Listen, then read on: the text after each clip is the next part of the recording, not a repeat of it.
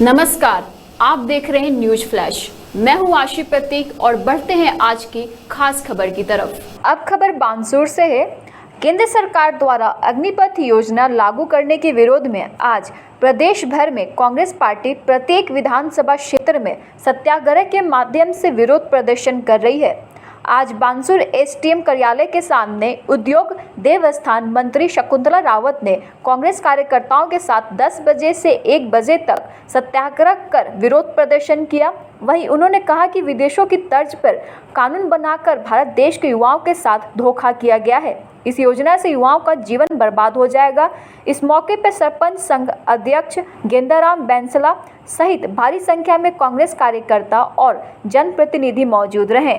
जो बीजेपी की सरकार है, बीजेपी का नेतृत्व है, उसने किस तरीके का एक जो फैसला लिया है, जिस तरह से किसानों के लिए जो खिलाफ फैसला लिया, ठीक उसी तरीके से। क्योंकि फौज में भर्ती कौन होता है? किसान का बेटा। फौज में भर्ती कौन होता है? गांव और ढाणी का बेटा।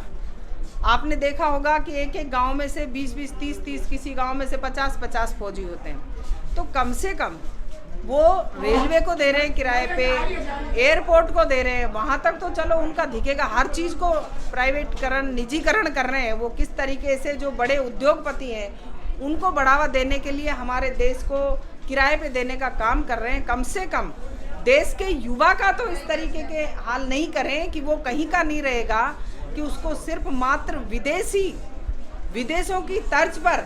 हमारा भारत देश एक हिंदुस्तान है, हिंदू संस्कृति है। उस हिंदुस्तान को एक सोने की चिड़िया कहे जाने वाले भारत देश में विदेशों की तर्ज पे इस तरीके का एक कानून बना करके भारत देश के युवा के साथ एक बहुत बड़ा धोखा है कि उसका जीवन एक तरह से बर्बाद हो जाएगा। सिर्फ और सिर्फ वो 4 वर्ष के लिए नौकरी पे जाएगा। ऐसा तो किसी भी उसमें नहीं होना चाहिए कि देश के युवा जो एक और फौजी, जब आदमी सेना में भर्ती होता है तो 4-5 साल के अंदर तो उसमें जज्बा पैदा होता है विदेशियों से लड़ने के लिए, दुश्मन से लड़ने के लिए। उस जज्बे को समाप्त करने का एक काम किया जा रहा है, उसका भविष्य बर्बाद करने का काम किया जा रहा है।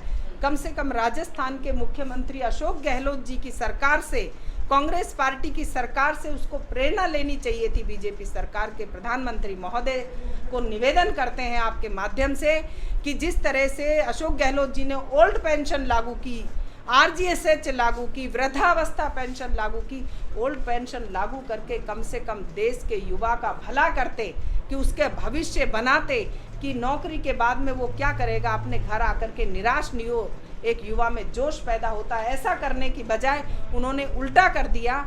उनके अंदर इतना मादा नहीं है कि वो देश का भविष्य बना सकें।